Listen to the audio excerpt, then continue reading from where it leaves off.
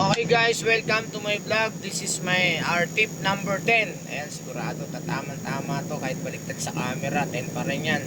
So, ano po yung napapaload dito sa tip number 10 natin? Article 31, yung goaltending and interference.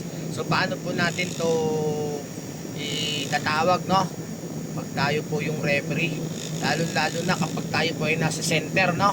Or trail, kitang-kita po natin yan. So, siyempre, pipito ulit tayo. Pick!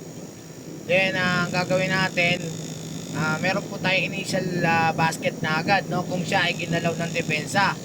Then, magkakaroon po tayo ng parang nagluluto lang po tayo, no? So, initial call natin, basket. Then, dahil tinatawag natin dyan yung defensive goaltending, no?